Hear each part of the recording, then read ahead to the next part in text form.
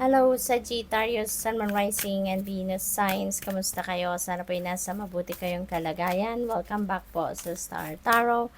Kung bago kayo dito, welcome din kayo. Thank you sa inyong support. I truly appreciate it. God bless you all.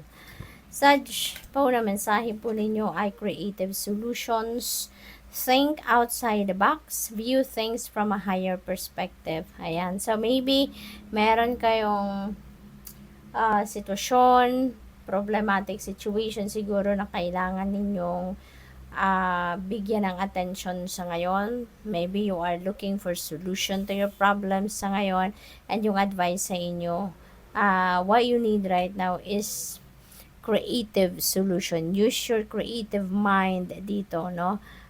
Think outside the box. Maybe you need a different approach sa ngayon, Sagittarius. Hindi yung the way na solusyonan ninyo mga problema ninyo katulad ng nakaraan.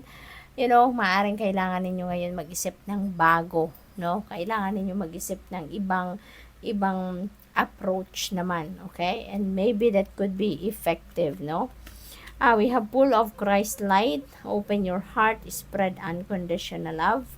Siguro this is one of your mission in life sa ngayon, you know, for you to spread your unconditional love, no? Yung tumulong kayo na hindi naghihingi ng kapalit, 'di ba? Yung mag-extend kayo ng support, ng help in any form na hindi expect ng something in return, no? What else? We have spiritual warrior, show you are a wise leader, command the universe. Ayan. So, siguro ang iba sa inyo, Sagittarius, no? Maybe you are a person of authority. Maaring you are a leader of a group or leader kayo ng isang organisasyon, ng isang departamento sa trabaho, maaaring ganun. So, meron kayong leadership quality, no? Nandiyan dyan sa puso ninyo ang pagiging leader. Kaya, maaring ngayon, yan ang inyong mission, no? Na be the beacon for others, be an inspiration for others, be a wise leader, 'di ba? Marami sigurong tao na they look up to you. Maraming alam mo yun, yung isang salita mo lang, parang ang iba or karamihan sa mga taong nakakausap ninyo, talagang sinusunod, no, yung inyong advice, sinusunod yung kung ano ang sinasabi ninyo, parang ganon. Then they respect you a lot, no, maaring ganon. So we have unicorn portal, focus your light, listen for a message, okay?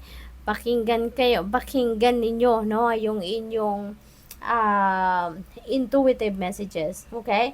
May mga divine guidance na parating sa inyo or pinapadala sa inyo ang universe, so might as well listen to the message, okay? Pakinggan ninyo yung inyong mga intuitive messages, pakinggan ninyo yung inyong ang inyong intuition, yung inyong gut instinct, because that is divine guidance, okay? What else? We have stand in your power, be passionate about your vision, bring about positive change. Ayan. So, feeling ko dito, hindi lang ito positive change para sa inyong sariling sitwasyon, but this is also a positive change, no, sa buhay ng ibang tao. Kasi feeling ko talaga, nandoon na kayo ngayon sa punto wherein you're going to embrace your mission in life, 'di ba? You're becoming a leader, you are going to spread unconditional love, yung ganon. So, maaaring you are being called now to step into your life purpose, Sagittarius. Yun na nakikita ko dito for some of you. Kaya, maybe, by doing anything, you know, kind deeds para makatulong sa ibang tao, pinapakita nyo din dyan yung inyong pagmamahal, no? Unconditional love para sa mga taong nasa paligid ninyo. And at the same time, kung ano man yung mga gagawin ninyo that is going to create a positive change sa buhay ng iba. So, siguro yun ang inyong mission sa ngayon. What else? We have ascension left.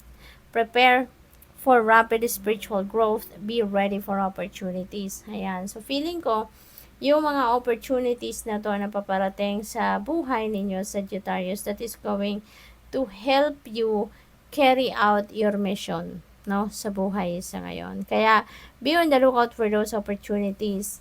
Kasi, iba't iba yan, depende sa inyong sitwasyon. At saka, pag dumating ang mga opportunities yun na yan, malalaman nyo din. You'd be able to figure out kung paano ninyong gagamitin or saan ninyo yan gagamitin. You will be divinely guided. Listen for a message, no? This is a heads up for you na merong gabay, no? Merong divine guidance na ipapadala sa inyo ang divine universe to guide you on how you're going to navigate your current circumstances. Lalo-lalo na yung pagdating ng mga opportunities na doon that's going to support your mission, no? So, yung ganon. So, what else? We have Magical Crystal Cave. Napakanda, napaka-magical, no, ng card na to. Switch on your inner light. Bring forward your gifts. Ayan na nga. See? You're going to, talaga. You are on the way to carrying out your purpose and your mission in life, Sagittarius. Gagamitin mo na ngayon ang sarili mong liwanag to help other people find their own light. So talaga, you're going to be a leader, no? Magiging ikaw yung parang tatayo ka bilang isang rock, no, na mga tao sa paligid ninyo. Maybe they are going to consider you as their rock. They're going to consider you as their light, as their inspiration, 'di ba? Maaari din ang iba sa inyo talaga, maybe you are a spiritual counselor, maaaring you are a life coach, a mentor, 'di ba? Along those lines siguro, no, magiging ano ninyo sa ngayon, mga gagawin ninyo sa buhay. At saka, you're using your gifts. You're going to embrace your gifts na ngayon, and that is what you're going to use para sa pag-carry out ninyo ng inyong purpose in life. So, napaka-blessed ninyo ngayon, Sagittarius, kasi when you start living your purpose, no, Sagittarius, sabihin ko sa iyo, walang kasing sarap at walang kasing saya, no, ang mararamdaman ninyo. Once na ginagawa nyo na kung ano man ang purpose ninyo sa buhay, mararamdaman ninyo na sobrang saya. Alam mo yun, na minsan mapapaiyak ka dahil sa saya na nararamdaman mo. At saka yung mararamdaman mong saya, it's not just happiness, kundi joy. Sobrang lalim ng saya. Kaya nga minsan yung parang malulula ka sa ganda ng inyong pakiramdam at masasabi mo na lang na sana noon ko pa to ginawa. Sana noon ko pa nalaman, no, na ito yung purpose ko sa buhay. Sana noon ko pa to ginawa, no, yung ganon.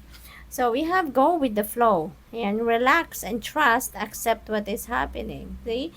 You are in the flow with life, no? Kasi, ngayon, yung parang nandito ka na sa point that you are going to just surrender to the natural ebb and flow of life. Dito, mararamdaman mo na lang na mas mabuting mag-surrender ka sa divine universe. Ialay mo na lang sa Panginoon ang lahat-lahat. 'Di ba? Wala nang pagkokontrol, walang pagkokontra, 'di ba? You are just going with the flow. Kung saan ka dadalhin ang agos ng buhay, doon ka. Susunod ka na lang. Walang stress, 'di ba? Walang stress, walang pressure, yung ganon. As long as ang mahalaga din dito na habang you're going with the flow with life, importante na makikinig ka lagi sa inyong intuition because that is what is going to lead you to where you need to be, no? So good luck. Thank you for watching. Love and light. Namaste.